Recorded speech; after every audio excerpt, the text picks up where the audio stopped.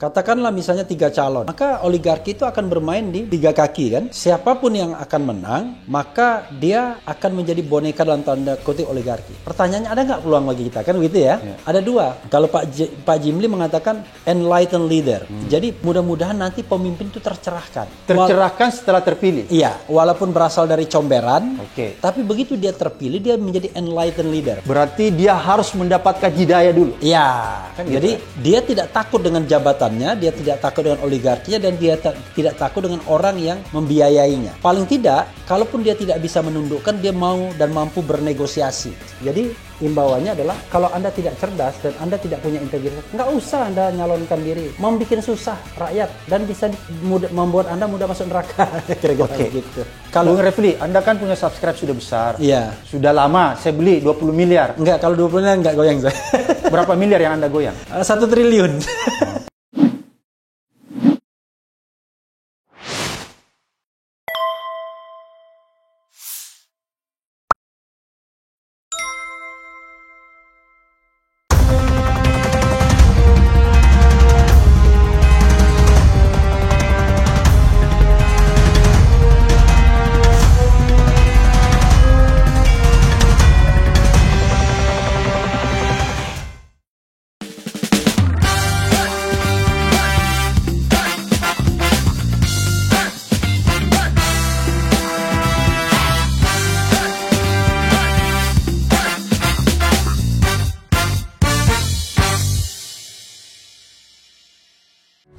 Assalamualaikum warahmatullahi wabarakatuh. Selamat datang di channel Abraham Samad Speak Up. Hari ini saya kedatangan seorang tamu yang luar biasa. Beliau adalah pakar hukum tata negara. Disertasinya menyangkut pemilihan umum. Oleh karena itu, hari ini kita akan membahas isu yang lagi hot, lagi panas, Pilpres. Mungkin untuk mempersingkat waktu, saya memperkenalkan sahabat saya yang luar biasa ini, Bung Refli Harun. Assalamualaikum. Waalaikumsalam warahmatullahi wabarakatuh. Keren Jadas. Gimana, sehat? Sehat. Saya lihat sering pakai belangkon. Oh, itu pemberian. Bukan karena mau jadi Bukan, presiden. itu sebenarnya bukan belangkon. Oh, itu udeng, itu Jawa Barat. Oke. Nah, itu punya legend, malah lupa saya namanya. Pokoknya punya legend. Jadi walaupun saya tidak pernah berpangkat, tapi udang saya legend. Bung Refli, kemarin itu saya lihat ada demo kan, tanggal 4 bulan 11. 411. Saya lihat Bung Refli turun ke lapangan. Sedang apa nih negara sehingga Anda harus turun? Enggak, Apakah saluran aspirasi sudah tersubat?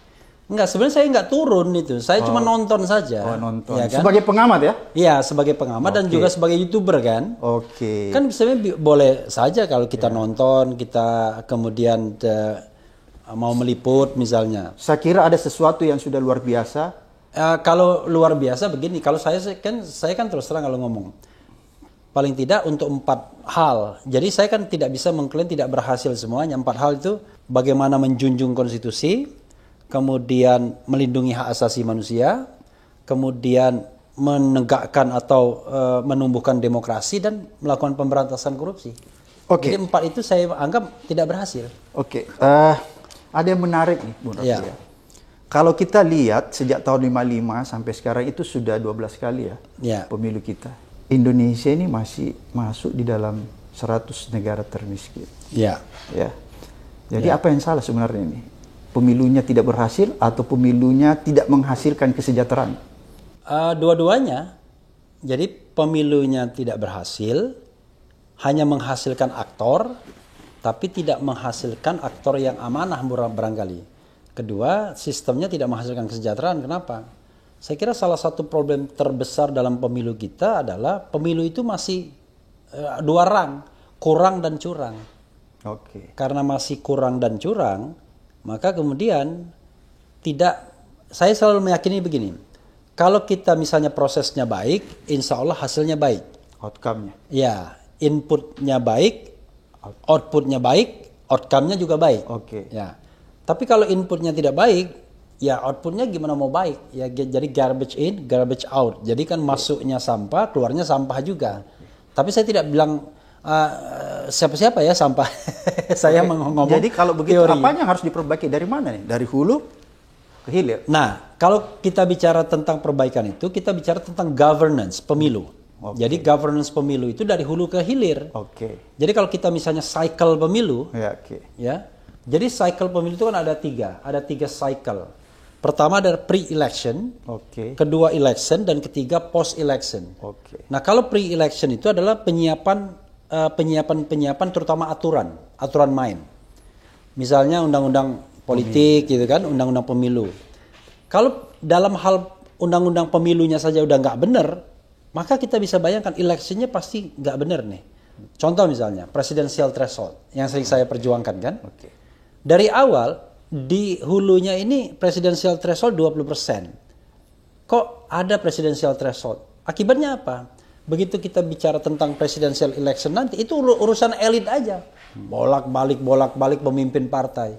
Jadi seorang Anies Baswedan misalnya, atau Ganjar Pranowo, itu bisa saja dielu-elukan oleh calon pemilihnya, tapi kan nggak ada jaminan kalau mereka bisa dicalonkan. Nah beda kalau seandainya sistemnya terbuka, tanpa presidensial threshold misalnya 0. Mudah sekali mereka tinggal gandeng satu partai, mereka bisa nyalon atau calon perseorangan seperti negara lain. Berarti saya simpulkan bahwa regulasi yang ada khususnya dalam bidang pemilu itu tidak demokratis ya. Tidak demokratis. Tidak memberi ruang partisipasi masyarakat dari awal. Jadi calon yang ada langsung disodorkan. Ini loh yang Anda pilih. Seperti begitu ya. Dan itu pun hanya ditentukan oleh elit, bukan ditentukan oleh partai juga.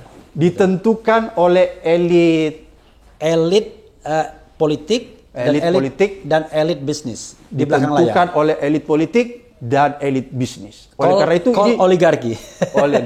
Oleh karena itu saya coba menyederhanakan. Jangan-jangan ini disebut kartel politik. Ya, mungkin juga. Jadi kartel politik, Bung Refli, itu adik kakak dengan oligarki. Iya.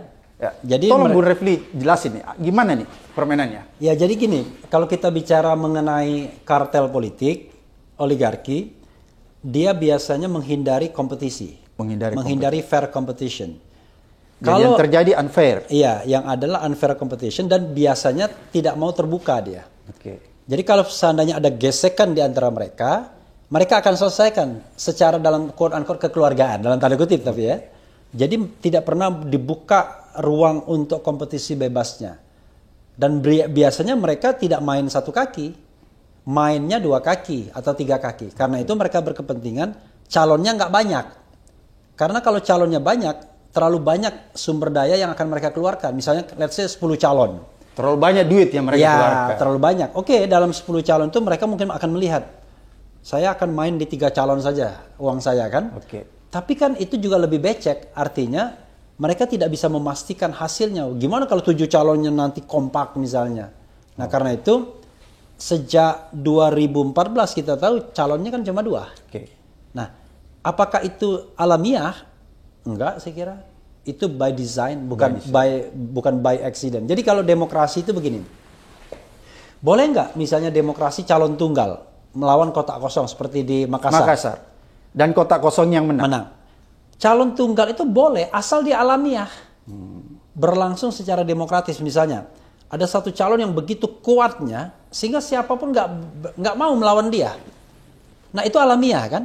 Tapi kalau misalnya dicapai dengan membeli semua partai politik sehingga tidak ada calon lain yang bisa menggunakan kendaraan partai politik, nah itu namanya ya kartel politik tadi. Gitu. Dan biasanya biaya oligarkinya mahal sekali karena per kursi partai politik itu ya akan dirupiahkan begitu. Dan itu masalah kita ya di dalam pemilu. Masalah kita curang. Saya coba berpikir ya, berarti kalau permasalahan ini masih berlangsung, ada kemungkinan presiden yang terpilih nanti ini dah boneka-boneka oligarki. Iya. Jadi sebenarnya kita sudah bisa pastikan nanti untuk pemilihan presiden 2024 ini oligarki pasti dipastikan akan bermain. Jadi karena presidensial threshold kan masih digunakan. Katakanlah misalnya 3 calon, maka oligarki itu akan bermain di 3 kaki kan? 3 kaki. siapapun yang akan menang, maka dia akan menjadi boneka dalam tanda kutip oligarki. Pertanyaannya, ada nggak peluang bagi kita? Kan begitu ya? Ada dua. Kalau Pak Jimli mengatakan enlightened leader. Jadi mudah-mudahan nanti pemimpin itu tercerahkan. Tercerahkan setelah terpilih? Iya, walaupun berasal dari comberan. Oke. Tapi begitu dia terpilih, dia menjadi enlightened leader. Berarti dia harus mendapatkan hidayah dulu? Iya. Kan gitu, jadi dia tidak takut dengan jabatannya, dia tidak takut dengan oligarkinya, dan dia tidak takut dengan orang yang membiayainya. Paling tidak, kalaupun dia tidak bisa menundukkan, dia mau dan mampu bernegosiasi. Oke, misalnya gini. Oke, Anda kan sudah makmur nih di Indonesia. Konon katanya di Indonesia ini GDP kita dikuasai oleh 5 kelompok, itu 40%. Oke. Bayangkan, 5 kelompok usaha atau 5 keluarga menguasai GDP kita 40%. Jadi kalau 5 ini mendukung salah satu calon, pasti menang. Selesai. Karena demikian powerfulnya kekuatan mereka kan. Dan konsekuensinya, kelima ini akan menguasai semua sektor-sektor perekonomian kita. Dan itu GDP kita kurang lebih kalau tidak salah, kalau misalnya 40%-nya aja itu 7.000 triliun. 7.000 triliun. Jadi 7.000 triliun itu sudah 2,5 kali lipat dari APBN kita, bayangkan. Nah, kalau mereka menguasai, mereka deploy uang kemana-mana untuk memenangkan pemilihan, terutama panitia pemilihan, maka selesai. Tapi enlightened leader, kita bayangkan mereka ketika dia terpilih, dia menggunakan people power, kekuatan rakyat untuk menghadapi mereka. Sehingga kalau people power yang menghadapi mereka, mereka nggak akan berani. Nah, pemimpin ini pemimpin yang berani ambil risiko. Dia enlightened leader. Nah, kita harapkan enlightened leader yang terpilih dalam 2024 satu. Yang kedua, pemimpin yang less cengkeraman oligarkinya, kurang. Karena biasanya oligarki main 3 kaki atau 2 kaki atau 3 kaki tergantung calonnya.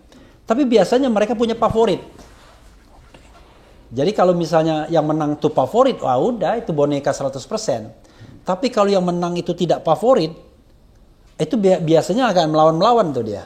Nah, kita berharap dia nggak bisa kendalikan. Iya, nggak bisa kendalikan 100%. Ada ruang negosiasi. Nah, ruang negosiasi semakin besar kalau pemimpin itu didukung oleh rakyat, didukung oleh masyarakat, terutama ya masyarakat anti korupsi, masyarakat yang memang punya suara, punya voice. Kan masyarakat ini juga bisa dibeli soalnya. Ini menarik nih. Masyarakat kita bisa dibeli. Oleh karena itu, sebelum kita lanjut, Bung Rafli, saya ingin memberi Anda sebuah jaket. Dan jaket itu bertuliskan 3 kata dalam satu kalimat. Ya.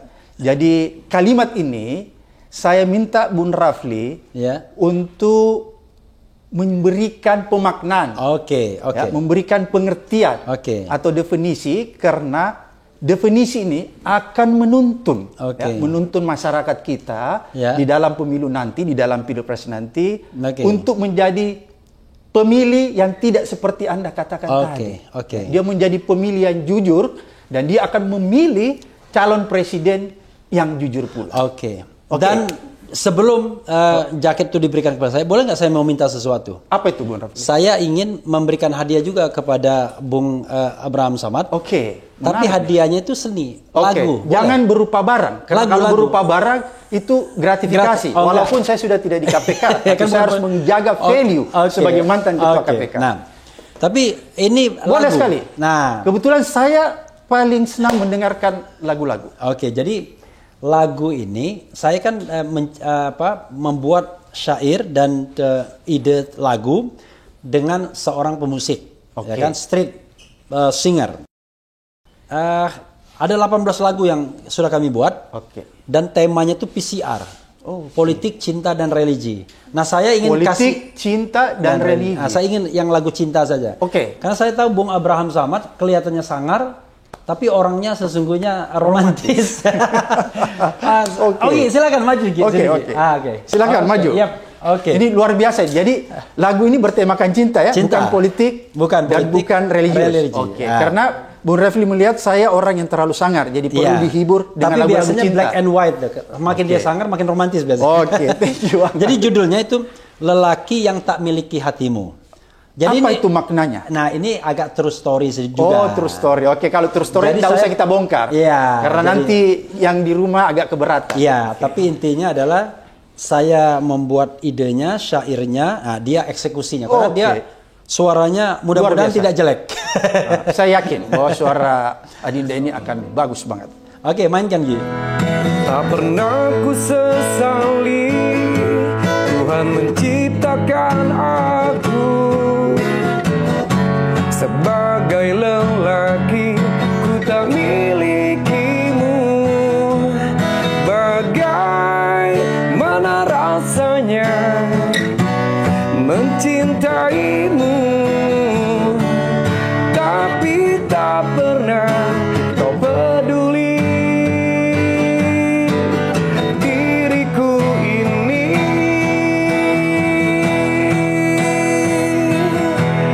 tak pernah ku sesali Tuhan menciptakan aku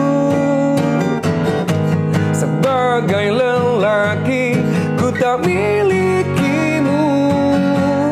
Aku tak pernah tahu di mana hatimu itu, tak pernah tahu ke hati siapa kau berlabuh.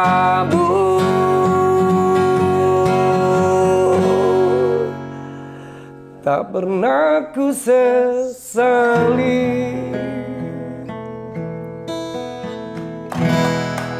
Terima kasih Bang. Ternyata Bung Rafli ini seorang seniman yang luar biasa. Oke, terima kasih Bang Adinda, terima kasih. Sukses selalu. Oke, sukses Gi ya. Oke. Bung Rafli, saya kembali. Jadi saya akan memberikan Anda sebuah jaket yang mempunyai tulisan. Jadi terdiri dari 3 kata dalam satu kalimat. Pemilik kita ini kan kadang-kadang ada istilahnya Wani Piro. Wani Piro. Wani Piro. Ini kalau orang Makassar Kalau ini orang salah Makassar, orang Bugis bahasa Jawa ya. Padahal saya juga bukan orang Bugis. Wani Piro ya. Wani Piro. Supaya terhindar dari money politik. Ya, Nabila. Oke, Bung Rafli, ini jaket. Woi, luar biasa. Ini politik cerdas berintegritas. Oke. Silakan Bung Rafli, saya kasih kepada Anda. Selamat. Ya. Jadi saya tolong dijelasin nih. Apa makna dari kalimat politik cerdas berintegritas? Karena konten kita ini adalah tujuannya mengedukasi masyarakat. Itu sama dengan saya istilah saya keren cadas. Keren cadas. Jadi keren cadas itu ini sama, nanti sama. Keren cadas itu kepengen presiden. Sebenarnya kalau keren cadas itu keren cadas yang biasa saya pakai itu kepoin Rafli ngebangun channel cerdas. Tapi dalam konteks pilpres saya manai kepengen presiden, kemudian C-nya itu cadas ya. C-nya itu cakap, A-nya itu adil dan cerdas. Nah, ini kurang lebih sama. Jadi kalau kita bicara cerdas berintegritas itu saya maknai cakap itu kaki dan tangan. Dia tidak hanya punya otak, tapi dia juga punya kaki dan tangan. Berarti dia punya track record, punya kemampuan. Jadi workable. Kemudian adil itu hati. Hati ya? Iya, dia punya hati yang luas, hati yang lapang, hati yang adil. Jadi keadilan itu ada di dalam hati. Dalam hati, ya. Bukan keadilan tidak bisa di otak, tidak bisa di tangan, tapi keadilan di hati. Tapi dia juga harus cerdas. Nah, ini sama dengan berintegritas ini. Orang cerdas mungkin banyak di Republik ini. Tapi orang yang berintegritas lebih sedikit lagi biasanya. Yang lebih sedikit lagi cerdas berintegritas. Jadi kalau cerdas berintegritas ini sama dengan jujur dan amanah. Nah, kita berharap memang politik itu menghasilkan orang yang cerdas dan berintegritas. Artinya pemilu itu ya menghasilkan. Iya, pemilu menghasilkan orang yang cerdas dan berintegritas dalam semua level pemilihan. Kenapa kita butuh orang cerdas? Karena kita butuh dia sebagai leader, kepemimpinan, pemimpin. Pemimpin yang tidak cerdas ya membawa kita ke jurang kehancuran. Tapi pemimpin yang tidak berintegritas juga bermasalah. Karena itu kita membutuhkan dua ini. Jadi ini saya sangat senang sekali. Jadi politik harus cerdas, harus berintegritas. pemilu sebagai perwujudan dari kegiatan politik yang paling utama harus menghasilkan orang yang cerdas dan yang berintegritas. Jadi imbauannya adalah kalau Anda tidak cerdas dan Anda tidak punya integritas, nggak usah Anda nyalonkan diri, membuat susah rakyat dan bisa membuat Anda mudah masuk neraka. Kira-kira gitu. Jadi sebenarnya juga saya lengkapi sedikit, Bung Refe, politik cerdas berintegritas itu sebenarnya juga bisa dimaknai bahwa para penyelenggara pemilu itu harus berintegritas. Oh iya. Karena kalau penyelenggara pemilu tidak berintegritas, maka kita akan menghasilkan pilpres dan pemilu yang curang. Itu kan satu. Kemudian yang kedua, menurut saya, masyarakat itu harus diedukasi agar supaya dia bisa cerdas dalam menentukan pilihan. Kalau dia cerdas menentukan pilihan, maka dia akan memilih calon presiden atau memilih calon pemimpinnya yang berintegritas pula. Kemudian yang ketiga, mungkin bukan mungkin, ini harus masyarakat itu harus jujur. Dia harus berintegritas dalam menentukan pilihan. Jangan dia memilih calon seorang presiden atau memilih partai politik karena berdasarkan serangan fajar. Nah, jadi makna dari politik cerdas berintegritas itu menurut saya ada dua, satu penyelenggara, kemudian juga calon pemilih. Kan?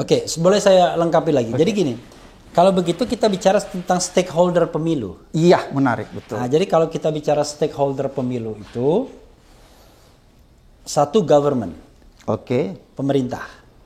Yang kedua, penyelenggara pemilu yang independen. KPU dan Bawaslu. Ketiga, peserta pemilu. Masyarakat. Bukan dan peserta. partai politik. Partai politik dan calon. Kemudian keempat, voters. Masyarakat. Masyarakat. Kelima, ada lagi media. Keenam, pemantau. Jadi sebenarnya kalau kita bicara stakeholders pemilu, itu banyak. Nah, kalau masing-masing mereka itu cerdas dan berintegritas, maka kita akan bisa menghasilkan pemilu yang konstitusional. Saya waktu bikin disertasi itu menggunakan istilah pemilu yang konstitusional. Jadi bukan hanya pemilu yang jujur dan adil, tapi pemilu yang konstitusional. Nah, apakah bisa pemilu itu yang menurut pandangan Murabi dia konstitusional, tapi dia tidak adil dan jujur? Enggak, jadi pemilu yang konstitusional itu adalah pemilu yang langsung, umum, bebas, rahasia, jujur dan adil. Kan begitu ya?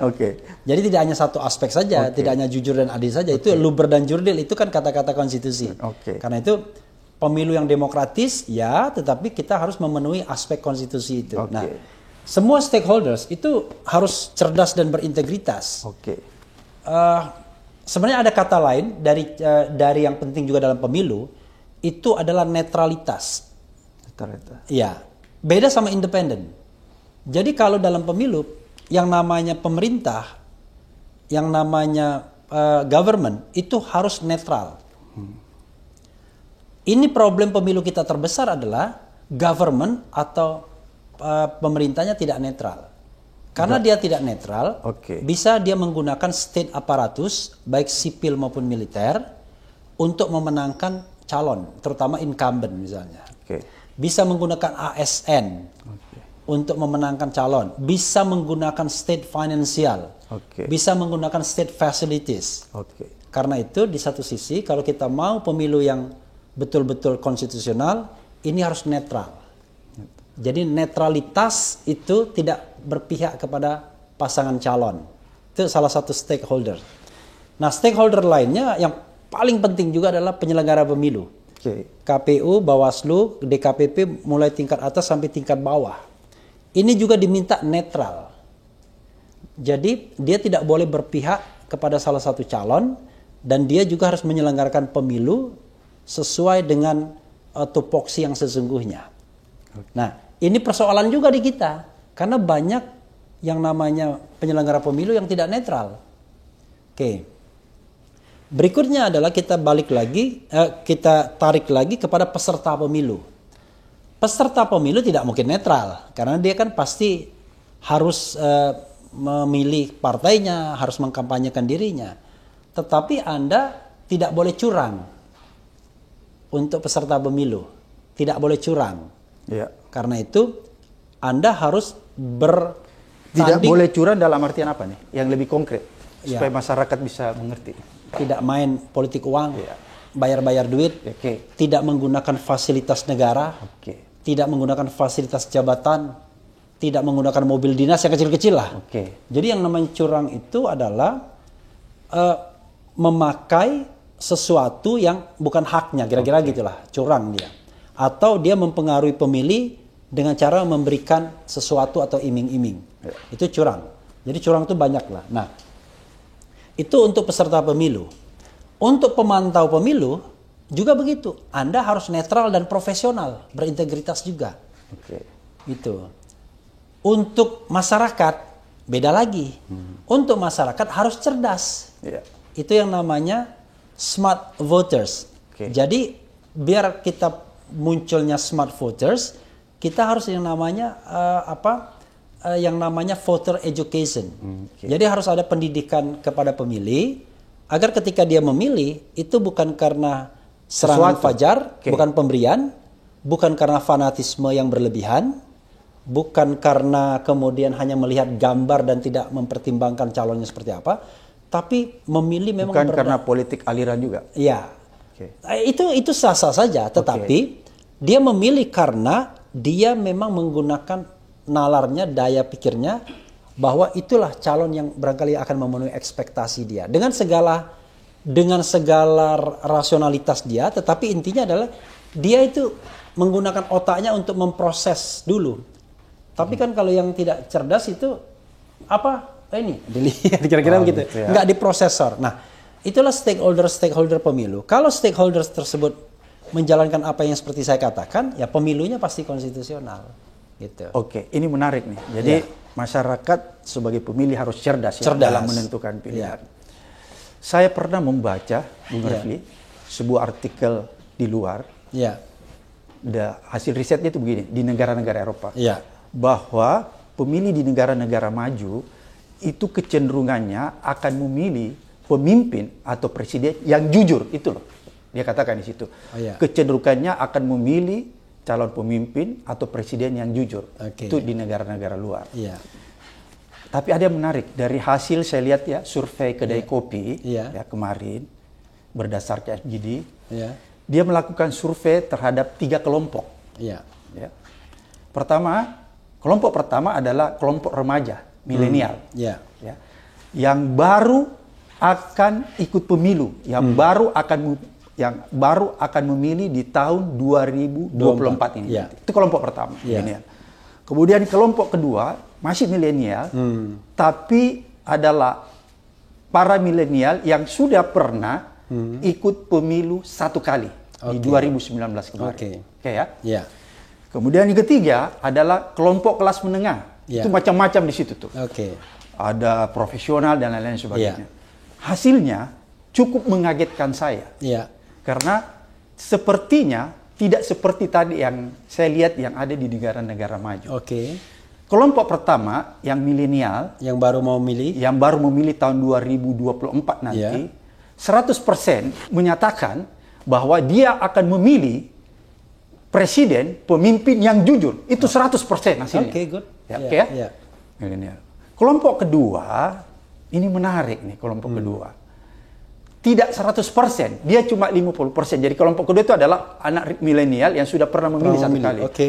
Jadi hanya 50% dari mereka Ya. yang menyatakan akan memilih calon pemimpin atau calon presiden yang jujur. Oke. 50%-nya itu beragam. Ada yang bilang cari yang sederhana, Ya. cari macam-macam. Oke. Yang bisa kerja, tidak perlu cerdas, yang penting bisa kerja. Macam-macam Ya. hasilnya. Ya. Jadi hanya 50%.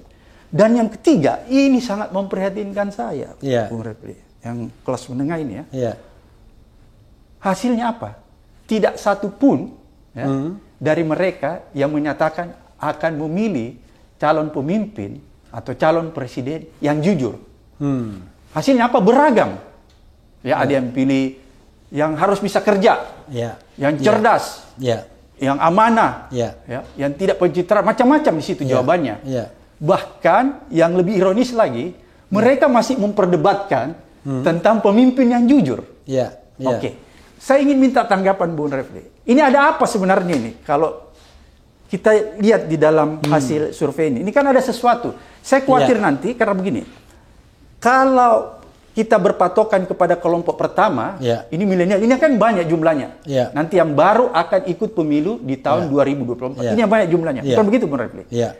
Ketika dia hendak ke bilik suara, kadang-kadang dia akan bertanya kepada orang tuanya. Kan begitu kan? Ya. Karena dia kan baru memilih pertama kali. Nah, orang tua mereka itu adalah berada di kelompok ketiga tadi. Ya. Yang saya bilang, di kelompok kelas menengah, ada pekerja dan lain sebagainya.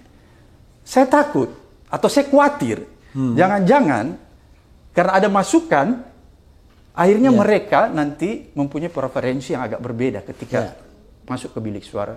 Mereka menjadi terpengaruh dan tidak mengutamakan lagi bahwa dia akan memilih pemimpin yang jujur. Iya, jadi sebenarnya kan kita tinggal bicara mengenai antara realitas dan idealitas. Oke. Kalau dalam hukum itu antara das sollen Dan sama dan das sein, sein, ya kan? Jadi sebenarnya ketika orang baru pertama kali ikut pemilu, biasanya dia lebih dekat dengan idealitas, lebih dekat dengan das sollen, ya kan? Jadi dia belum melihat realitas yang sesungguhnya. Oke. Karena belum punya pengalaman dikhianati misalnya. Ya kan? Belum punya pengalaman merasa sakit, ya Belum kan? baperan. Belum baperan dan lain sebagainya. Karena itu dia masih ideal. Nah, idealitas dia bagi dia adalah orang jujur. Ya, oke. Ideal. Karena mencari orang jujur itu jauh lebih sulit dibandingkan mencari yang lainnya kan. Kalau mencari orang yang katakanlah pintar, Cerdas banyak. Yang jujur itu nggak gampang. Nah, Oke. karena itu dia berpikir tentang sebuah yang ideal. Apa sih idealitas bagi seorang pemimpin? Oh, berarti the first requirement itu harus jujur. Karena jujur itulah yang paling penting. Tapi begitu dia sudah memilih, dia akan mulai dari idealitas itu dia turunkan separuh kan. dia turun. Oh, ternyata cari orang jujur nggak gampang. Tapi dia masih berharap. Tapi yang kelas menengah ini yang sudah berkali-kali, udahlah. Itu nonsen ya kan. Dalam memilih dia Iya, akhirnya kepentingan ya. iya, akhirnya kepentingan, interest, pragmatisme dan lain sebagainya. Artinya gini, kalau kita bicara tentang jujur di satu sisi dengan fenomena masyarakat di sisi yang lain, maka kita ini masyarakat low trust society. Oke. Masyarakat yang tingkat kepercayaannya rendah banget. Hari gini nyari orang jujur kan susah, kira-kira begitu, low trust society. Karena itu bagi kelas menengah yang sudah menghadapi realitas sehari-hari, dia nggak ada.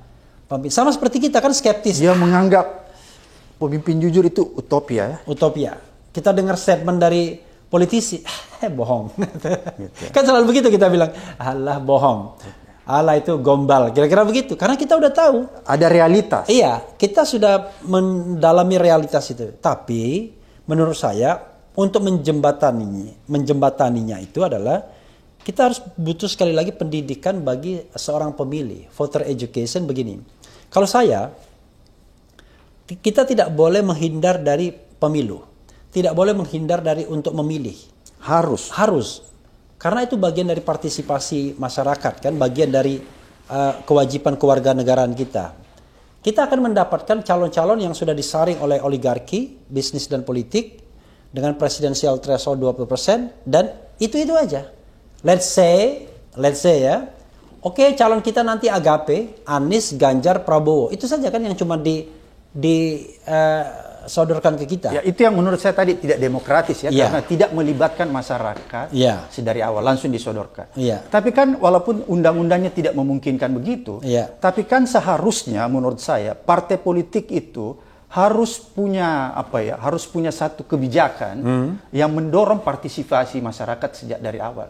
Misalnya, dia bisa saja melakukan atau mengadakan yang namanya konvensi. Kalau dia ingin menyaring ya, membuka partisipasi yang seluas-luasnya agar lebih demokratis pemerintah. Itu kan bisa harus dilakukan. Ya, tapi tidak genuine juga. Sebagai contoh ada satu partai yang membuka awalnya mau konvensi. Ya.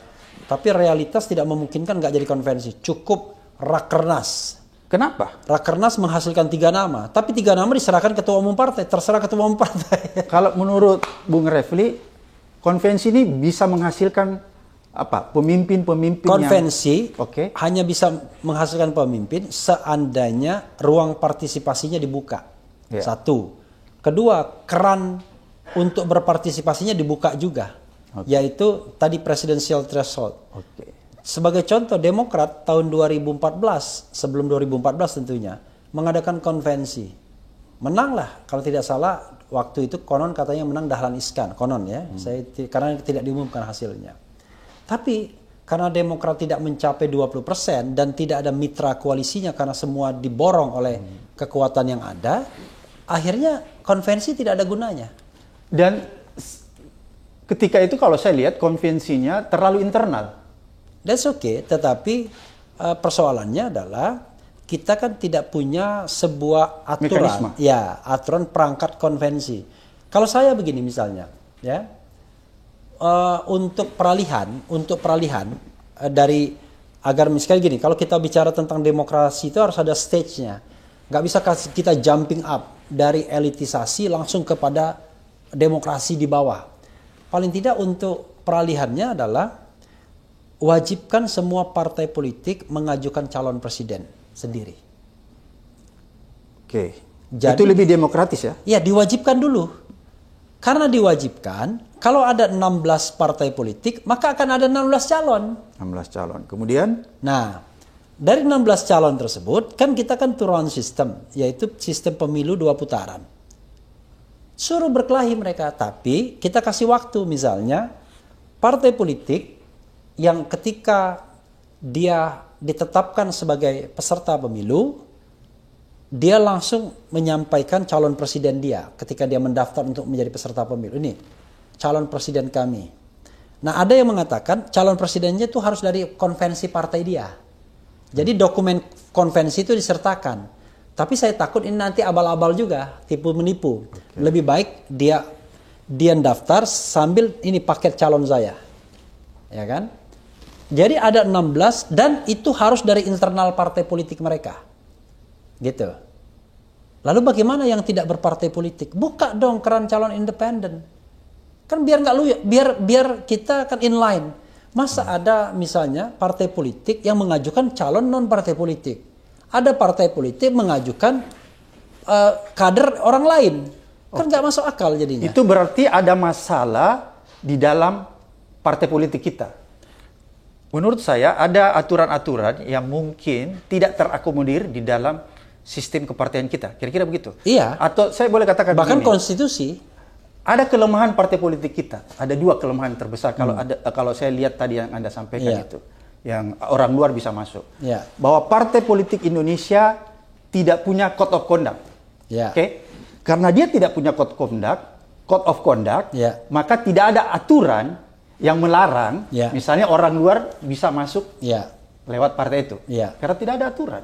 Kalau dia atur di dalam code of conduct, maka tidak akan terjadi seperti itu. Ya, tapi code of conduct itu atau katakanlah anggaran dasar dan anggaran rumah tangga partai itu kan bisa diubah. Anggaran dasar dan anggaran rumah tangga partai politik itu semua ada, Bung Revi. Ya, tapi kadang-kadang ketika mereka ingin mengajukan calon tertentu, itu bisa ubah suddenly. Ya. Oleh karena itu menurut saya selain anggaran dasar, anggaran rumah tangga partai politik, dia harus punya code of conduct tersendiri. Enggak, menurut saya bukan code of conduct, harus diatur di undang-undang.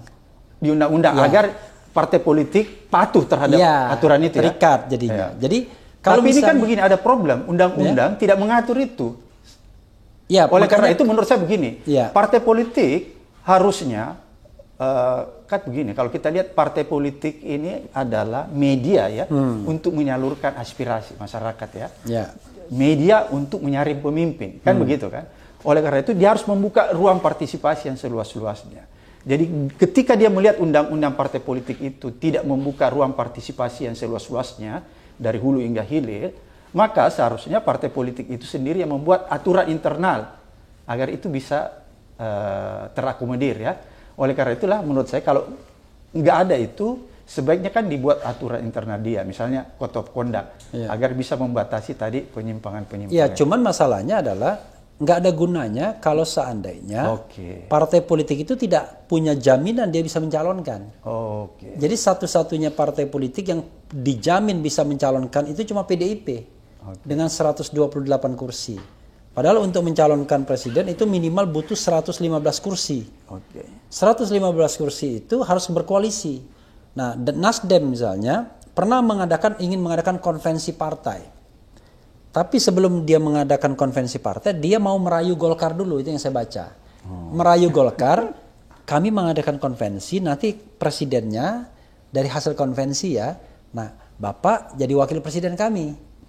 Wakil presiden hasil konvensi. Karena kalau Golkar sama Nasdem bergabung, mereka sudah memenuhi persyaratan. Threshold ya. Sehingga karena thresholdnya sudah memenuhi, mereka pede melakukan konvensi. Tapi sampai akhir belum ada partai yang punya komitmen untuk bersatu. Karena belum punya komitmen, akhirnya konvensi nggak diadakan. Karena kan konvensi kan mahal biayanya. Apalagi harus kampanye-kampanye calon-calon kan untuk mengenalkan diri. Akhirnya cuma rakernas saja. Rakernas menghasilkan 3 calon.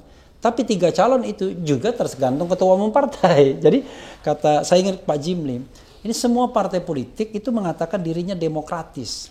Tapi praktiknya kerajaan. Jadi berarti sebenarnya politik itu tidak kotor ya. Politik itu bersih. Yang kotor itu adalah oknum. Pelakunya. Pelaku politik. Karena kalau oknum itu sedikit. Tapi kalau mayoritas itu pelakunya. Jadi pelaku politiknya yang kotor. Jadi bukan partai politiknya ya. Oleh karena itu kita mendorong masyarakat untuk terlibat atau ngeh ya. Ya, atau paham. Tapi saya berharap kita akan membutuhkan sebuah perubahan yang struktural sesungguhnya.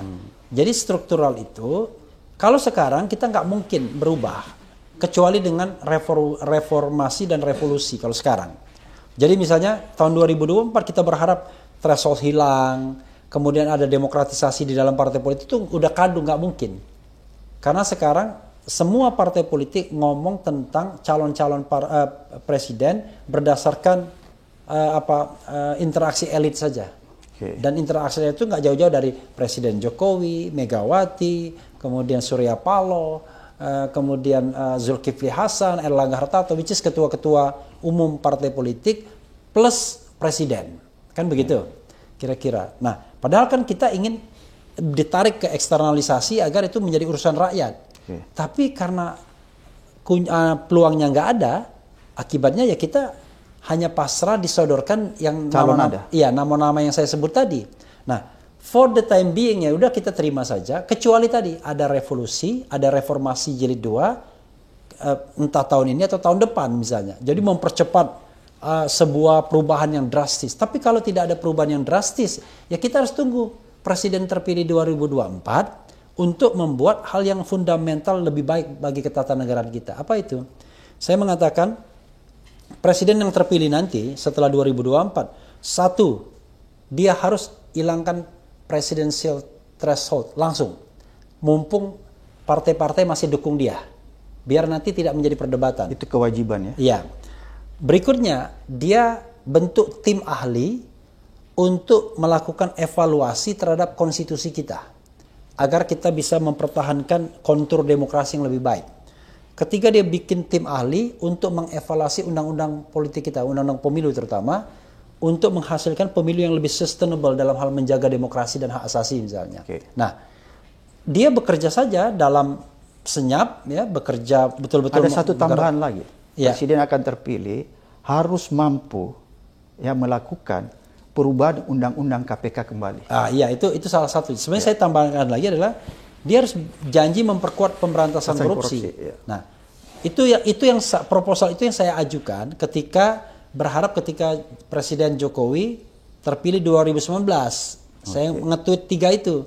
Satu, buang presidensial threshold, saya bilang. Yang kedua, evaluasi undang-undang politik, tapi waktu itu saya nggak bilang konstitusi. Ketika perkuat pemberantasan korupsi. Alhamdulillah, 3-tiganya dilakukan, tapi dengan different direction. KPK tambah lemah, presidensial threshold bahkan tidak digubris sama sekali. Buktinya tidak ada perubahan undang-undang politik kan. Kemudian undang-undang politik juga tidak digubris sama sekali. Jadi boro-boro dikerjakan sama sekali nggak ada. Gitu. Jadi berarti kewajiban kita untuk mengedukasi masyarakat agar supaya bisa memilih ya calon pemimpin yang jujur. Kemudian kedua, partai politik juga punya kewajiban kan mengedukasi masyarakat. Karena kan kadang-kadang partai politik lepas tangan. Misalnya kalau terjadi money politik, dia bilang masyarakatnya ini belum diedukasi. Iya, kalau belum kita bicara tentang kewajiban partai politik. Salah satu kewajiban politik itu kan mulai dari awal dia melakukan rekrutmen politik. Oke. Kewajiban rekrutmen politik itu adalah kewajiban untuk merekrut orang-orang baik.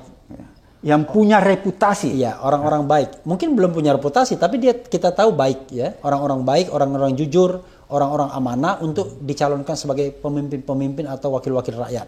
Itu kewajiban dia. Yang kedua, selain rekrutmen politik, dia melakukan harus pendidikan politik. Ya. Nah, political education, pendidikan politik itu adalah dia berkewajiban untuk melakukan pendidikan politik. Salah satunya adalah tadi memilih berdasarkan jangan berdasarkan sentimen, jangan berdasarkan money politics dan lain sebagainya. Alhamdulillah semua kewajiban itu nggak pernah dikerjakan. Okay. Karena partai politik hanya sibuk, makanya dikenal sebagai ini. Partai politik itu hanya berfungsi sebagai electoral machine. Jadi mesin elektoral saja. Yeah. Jadi dia baru bekerja panas menjelang pemilu aja. Yeah. Kalau setelah pemilu atau pemilu masih jauh, nggak kerja dia. Begitu nanti menjelang pemilu mesinnya panas. Makanya dibilang dia sekedar electoral machine, mesin pengeruk suara. Begitu dia ambil suara dari rakyat, rakyat ditinggalkan. Mereka bernegosiasi di ruang-ruang gelap. Nah itu yang jadi persoalan. Nah salah satu persoalan kenapa kemudian orang Itulah yang menjadi disebut serakah. kartel politik, Iya. bernegosiasi di ruang-ruang gelap. Iya, kenapa kemudian orang serakah? Karena politik itu berbiaya mahal dan kedua punya kesempatan untuk mendapatkan uang banyak. Okay. Proposal saya adalah agar orang-orang amanah yang terpilih, pertama buang semua biaya-biaya politik yang mungkin dikeluarkan. Ada banyak caranya. Saya kemarin dikasih tahu di Inggris kalau tidak salah, ya ada yang ngasih tahu saya, entah betul apa enggak. Seorang calon anggota parlemen di Inggris itu hanya mengeluarkan maksimal 8 juta rupiah. Bayangkan. Kenapa begitu? Karena biaya campaign itu disediakan oleh negara secara proporsional.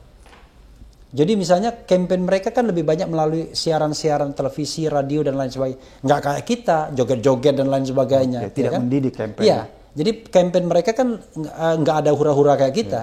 Lebih mendidik, mereka pasang baliho dan lain sebagainya juga itu teratur. Nah, karena itu biaya politik menjadi murah. Kalau biaya politik murah, maka kita kan barangkali sedikit berpikir tentang ROI-nya, return on investment-nya, atau return on political investment-nya.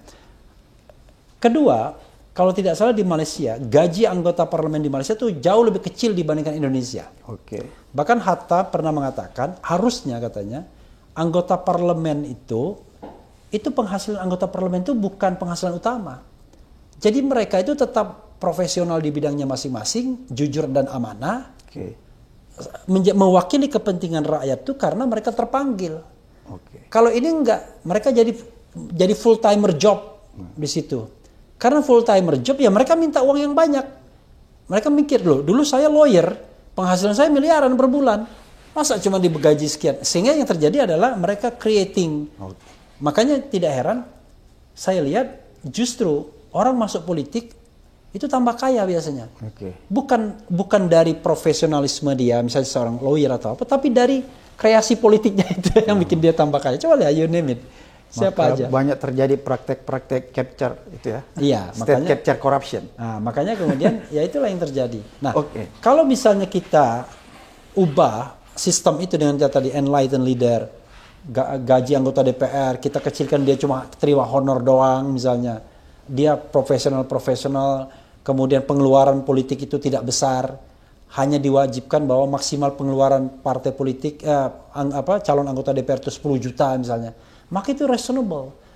Tapi kan begini Bung Rafli, tadi kan Anda bilang bahwa kalau di luar itu kan partai politiknya dibiayai kan, gitu ya. Iya kan, waktu campaign. Ya waktu campaign. Iya. Di Indonesia menurut saya partai politiknya juga tetap mendapatkan anggaran dari APBN, Ya. kan 1.000 ya, Ya. 1.000 rupiah per satu kursi, Ya. bagi Per kepala. per kepala Ya. bagi partai politik Yang yang dapat dapat kursi. Ya. Itu kalau di tingkat pusat APBN Ya. 1.000. Tapi kalau di tingkat provinsi dan kabupaten itu kan bervariasi, Ya. tergantung dari PAD Ya. pemerintahan itu. Ya. Misalnya kalau di Kaltara itu kan tinggi, saya lihat 8.000. Iya. 8.000 per suara ya, Iya. 8.000. Kalau di DKI 5.000. Iya. Oleh karena itu menurut saya masyarakat, voters itu punya kewajiban menuntut tanggung jawab dari partai politik terhadap aspirasi yang mereka salurkan. Kan begini logikanya. Saya datang ke bilik suara. Ya. Saya memilih, Ya. kan gitu. Dan partai politik ini berhasil meraih suara, Ya. berhasil meraih kursi. Oleh karena Ya. itu berarti ketika saya datang, saya sudah memberikan dia duit misalnya 1.000 Ya. atau 5.000, 8.000. Saya menyumbang kepada partai politik Ya. ini lewat APBN, lewat APBD. Ya. Oleh karena itu, kewajiban saya akan menagih Ya. kepada partai politik itu. Bukan begitu? Iya, tetapi dalam politik itu kita tidak punya mekanisme untuk menagihnya. Jadi yang ada adalah cuman reward and punishment. Kalau mereka amanah, maka nanti berharap next election dipilih kembali. Oke. Kalau tidak amanah, maka next election mereka nggak dipilih. Itu kalau pemilunya benar, rakyatnya sudah terdidik. Oke. Tapi kalau pemilunya nggak jujur, orang yang korup menang terus dia. Dan itu yang terjadi ya? Iya, coba misalnya kita persepsikan orang tuh korupnya minta apa. Ini mohon maaf nih, misal ya, ini katakanlah dulu ada yang anggota DPR yang sekarang disuka miskin misalnya kan. Iya, iya. Kan image orang, wah dia korup, pemain dan lain sebagainya. Tapi kepilih terus. Iya. Nanti kalau dalam pemilih ini dia ikut, dia kepilih Iya. lagi. Nah, itu artinya tidak berlaku reward and punishment begitu. Tapi yang saya katakan adalah bukan hanya sekedar tadi yang per kepala, tapi kampanyenya itu dibiayai. Oke. Jadi memang begini, ada perdebatan ya di dalam teori kepemiluan adalah mengenai financial ini, political financing ini. Apakah dibiayai secara keseluruhan? Apakah dibiayai separuh-separuh? Yang seperti tadi, ya, separuh-separuh itu. atau bagaimana? Kalau menurut Bung Refli? Saya kalau kita mau menjaga governance pemilu yang benar-benar, biaya semua. Dan menjaga demokrasi. Iya. Jadi Biaya semua. biar tidak ada inequality jadinya. Kalau sekarang itu terjadi ketimpangan yang luar biasa. Misalnya ada partai yang mampu dia berkampanye membeli siaran televisi setiap saat. Karena dia punya dana yang cukup besar. Iya. Sementara partai yang kecil nggak ada. Nah, sehingga tidak ada keseimbangan kan? Orang mengatakan begini, oh beda dong partai besar dan partai kecil. Loh, bedanya di mana? Kesempatan untuk berkampanye harus sama dong. Ya kan, mau Anda mau partai besar, mau Anda partai kecil, yang penting kesempatan kampanyenya sama, biarkan rakyat memilih. Kan besarnya kemarin, Oke. kan ke depan belum tentu besar lagi dia. Nah, logika itu yang kemudian mau dimainkan mereka. Jadi ketika misalnya diberikan equal treatment terhadap partai-partai politik itu, nggak mau partai-partai besar. Wah, nggak bisa dong. Nah, belum lagi kemudian dia tahu cara menang ini kan selalu pakai duit, curang. Kalau semua itu dipangkas, nggak ada semua, maka mereka sendiri yang nggak suka. Kenapa? Kesempatan untuk mereka menang itu menjadi hilang. Iya, karena begini, kalau kita jadi calon anggota DPR, nggak usah kampanye. Siapkan aja uang di saat terakhir. Tapi pastikan partainya dapat kursi. Misalnya begini, di Dapil X, survei, adakan survei, kan partai pasti mengadakan survei dong. Begitu disurvei, ternyata partai saya akan dapat 1 kursi. Oke, 1 kursinya ada 10 kursi kan? Kursi ke berapa? Kursi ke-6 aman. Kalaupun meleset jadi 6, 7, 8. Oke. Tapi kalau kursi ke-9, ya mungkin kita perlu berupaya untuk menaikkan suara. Karena 9 ini kan antara surga dan neraka, 9, 10, apalagi 10. Iya, iya. Oke, 6, aman. Simpan uang kita. Udah. Karena ini sistem proporsional terbuka, menjelang terakhir, baru kita ngebom. Bayarin per kepala situ untuk memilih kita, atau kita negosiasi dengan Jadi voters yang dibayar ini untuk memilih kita ya? Iya, penyelenggara pemilu. Karena kita tahu bahwa partai kita... Jadi dulu, siapa yang dibayar nih? Penyelenggara pemilu? Pertama, pemilih dulu. Pemilih yang dibayar, supaya Ya. memilih kita. Iya. Kedua, bisa saja penyelenggara pemilu di tingkat bawah. Jadi, menurut pengamatan Bung Refli, Iya. di masa lalu ada kemungkinan besar penyelenggara pemilu itu turut Oh iya. melakukan kecurangan. Iya. Kan kita nggak usah susah-susah. Lihat aja di MK. Oh, gitu. Kan mereka kan dipermasalahkan di MK dan sudah ada putusan-putusannya. Jadi kalau misalnya KPU sekarang marah loh, lihat aja record di MK. Ya. Kalau misalnya banyak yang dimenangkan berarti kan curang. Nah, dengan demikian akhirnya orang udah pinter sekarang. Berarti salah satu faktor kegagalan pemilu kita menjadi pemilu yang curang itu karena disebabkan oleh penyelenggara negara yang penyelenggara pemilunya yang tidak berintegritas ya. Iya, tetapi yang menjadi persoalan adalah penyelenggara pemilu tidak berintegritas karena rekrutmennya tidak berintegritas. Oke. Karena kita tahu rekrutmennya udah nggak benar kan? Oke. Nah, lalu sebenarnya paling besar pengaruhnya adalah government, pemerintah. Oke. Kalau pemerintahnya itu betul-betul netral, maka pemilu kita bisa berintegritas, ada harapan. Tapi kalau pemilunya tidak, kalau pemerintahnya tidak netral, nggak mungkin berintegritas. Kenapa? Kalau governmentnya tidak netral, maka dia bisa menggerakkan tadi yang saya katakan state aparatus baik sipil maupun militer, bisa menggerakkan financial BUMN lah, BUMN bisa digerakkan, ya kan? Kemudian dia juga bisa menggerakkan penggunaan fasilitas publik, fasilitas publik. Contoh misalnya, kalau saya jadi menteri, kan menteri kan putusan MK kan boleh tidak perlu mengundurkan diri kan? Pokoknya menteri boleh. Sekarang saya ngadakan aja kunjungan-kunjungan ke Indonesia menggunakan fasilitas sebagai pejabat negara. Tapi kerja saya kampanye. Makanya ada seorang gubernur yang agak bingung sekarang. Dia sudah di warning oleh DPRD karena jarang datang kalau rapat-rapat karena dia berkepentingan untuk kampanye di tempat lain. Nah, ini kan itu kan menggunakan apa? Yang jelas abuse of power jadinya. Yang seperti ini, kalau pemerintahnya netral, harusnya nggak boleh Anda berhenti kalau mau kampanye sekarang Anda berhenti. Kalau ini kan enggak, malah dikasih karpet merah sama MK. Pokoknya calon presiden yang menteri nggak harus mengundurkan diri. Nah, sekarang pertanyaannya adalah berarti MK-nya ada masalah dong kalau begitu. Oh, itu udah pasti. Berarti apa lagi yang kita bisa harapkan pemilu akan berlangsung adil kalau KPK ada masalah juga. Oh iya sangat. Jadi apalagi yang kita bisa harapkan dari pemilu yang akan ya tadi saya bilang harapan kita cuma enlightened leader. Jadi kita tapi itu kan nanti setelah terpilih. Tapi ini kan yang di depan mata kita. Ya di depan mata, makanya saya bilang di depan apa yang mata harus dilakukan nih? Semaksimal mungkin kita memilih calon yang bagi kita dianggap paling baik dari yang ada. Paling baik dari yang ada ya? Iya, kalau misalnya adanya 3 orang itu, ya udah pikir-pikir lah mana yang paling baik di antara 3 orang itu. Yang paling dianggap paling jujur, yang paling bisa memberikan harapan. Oke. Kan kita tidak bisa membandingkan dengan orang yang luar kan? Iya, hanya 3 itu misalnya, kalau cuma 3 calon. Nah, setelah itu berharap bahwa dia jadi enlightened leader. Menjadi pemimpin yang tercerahkan. Karena begini. Diberi hidayah ya? Iya, begini Bung. Kalau kita ngomong sama orang-orang itu, mereka punya visi dan misi sebagai seorang negarawan dan lain sebagainya. Bahkan luar biasa. Bahkan luar biasa. Dan itu luar biasa juga. Persoalannya adalah mereka di kerangkeng sistem. Yang membuat mereka nggak bisa apa-apa. Nggak bisa jadi pemimpin yang jujur. Iya. Pertanyaannya kok bisa begitu? Mungkin mereka beralasan karena mereka belum menjadi nomor 1. Kalau mereka nomor 1, saya akan bisa menjadi kira-kira begitulah.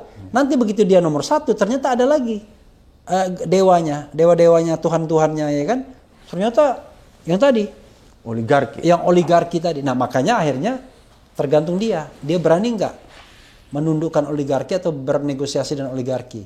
Tapi kalau tidak berani, karena dia lebih sayang dengan jabatannya, lebih sayang dengan kenikmatan hidupnya, maka yang terjadi adalah ya dia sudah ikut arus saja. Gitu, menikmati jabatan jadi 5 tahun. Kalau saya lihat apa yang Bung Refli sampaikan, berarti Pilpres 2024 nanti itu tidak bisa terlepas dari cengkraman oligarki. Oh iya, sudah pasti. Sudah pasti ya? Sudah pasti. Kenapa sudah pasti? Karena biaya untuk Pilpres itu triliunan.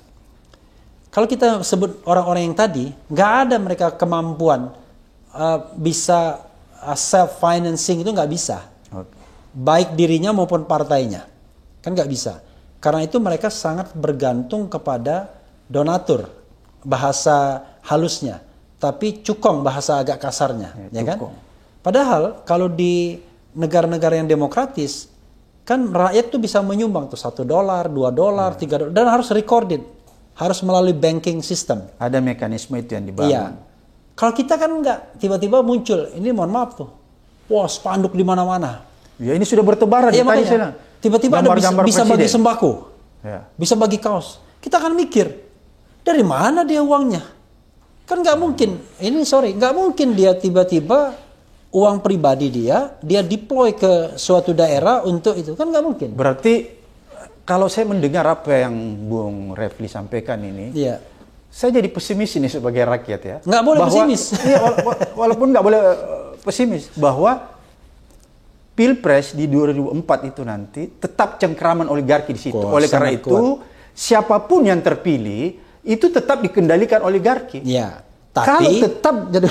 Kalau tetap dikendalikan oligarki, berarti kebijakan-kebijakan yang dihasilkan nanti tetap menguntungkan oligarki. Masyarakat tidak dapat apa-apa. Tapi saya mendengar dari salah satu calon misalnya, kita tahu kita tidak mungkin lepas dari oligarki itu. Tapi paling tidak kita harus berani bernegosiasi sama dia. Atau seharusnya calon yang terpilih yang jadi presiden harus bisa mengendalikan oligarki. Iya, tadi harapannya. Ya. Tapi kalau tidak bisa mengendalikan, dia bernegosiasi. Cara bernegosiasi begini misalnya.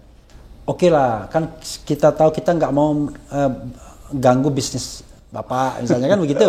Kan yang mereka nggak mau adalah bisnis mereka itu tidak boleh diganggu dan harus berkembang. Ya, Tapi sekarang saatnya lah memberikan sesuatu bagi Republik ini. Kan Anda semua kan sudah sangat makmur. Sudah menikmati. Ini saatnya rakyat.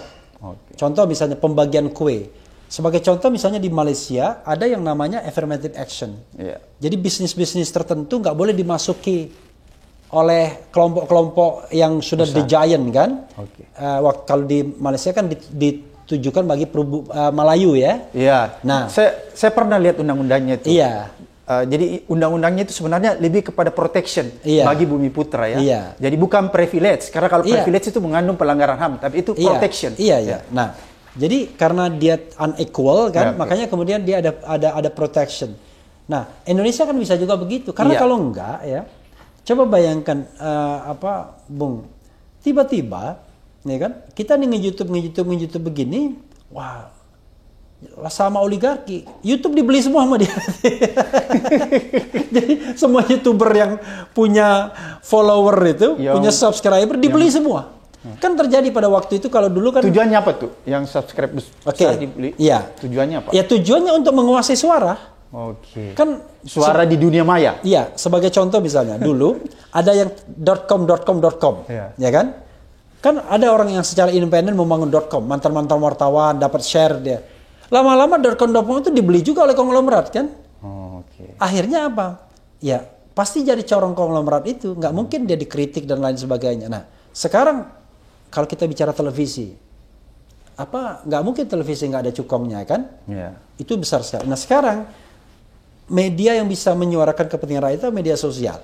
Kita ini ya. Ya, salah satunya YouTube. Nah nanti dia, wah ini ada YouTube Refli Harun, Abraham Samad dan lain sebagainya. Kita beli aja semuanya. Apalagi kalau sudah besar subscribe-nya ya. Iya, kita beli saja semua. Nah sekarang pertanyaannya adalah, oke, saya beli ya punya Anda 20 miliar ya kan? Kan goyang juga kita kan? Kalau Bung Refli goyang nggak kalau ditawarin begitu? Kalau 20 miliar datang oligarki. Kalau Bung Refli, Anda kan punya subscribe sudah besar. Iya. Sudah lama, saya beli 20 miliar. Enggak, kalau 20 miliar enggak goyang saya. Berapa miliar yang Anda goyang? 1 triliun. Ya ini serius, 1 triliun? Iya, 1 triliun. Berarti Anda masih bisa juga tergoda? Oh iya, 1 triliun dong. Gitu ya. Tapi saya bikin lagi kan? Nah, jadi ada kelebihannya adalah kita bisa bikin lagi. Masalahnya, ya kita bersuara lagi, ambil aja gitu. Menarik nih apa yang disampaikan Bung Refli Harun, betul-betul memberikan kita pencerahan dan edukasi. Bung Refli, ini sudah di akhir.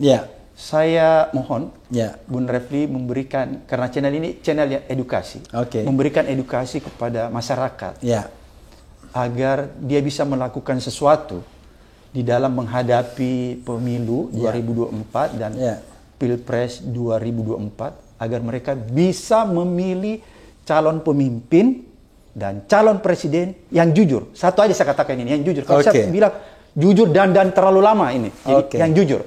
Apa nih? Jadi apa istilahnya, sobat Abraham Samad atau ya sembarang aja. Ya buat penonton, pemirsa sekalian ya, tidak ada mungkin di Republik ini pemimpin atau calon pemimpin yang sempurna sama sekali. Tetapi kalau kita disodorkan calon pemimpin berapapun jumlahnya, carilah yang paling baik di antara mereka. Dan itu bisa dilihat dari track record mereka. Nah, mudah-mudahan dengan mengetahui track record mereka, Bu, maka saya potong dulu. Iya. Ini menarik karena Anda bilang track record. Sebenarnya saya udah mau akhiri, tapi karena Anda bilang track Iya. record, menarik nih. Bagaimana cara mengukur track record? Karena kalau kita mengukur track record dari 5 tahun ke belakang, Iya. maka yang timbul bisa kepalsuan. Iya. Jadi seseorang yang sudah merancang Iya. bahwa akan mencalonkan diri jadi presiden, Iya. itu dia sudah membangun sebuah reputasi di 5 tahun sebelumnya. Iya. Dia sudah mencitrakan diri. Iya. Jadi akhirnya apa? Kita ketemu track record yang palsu.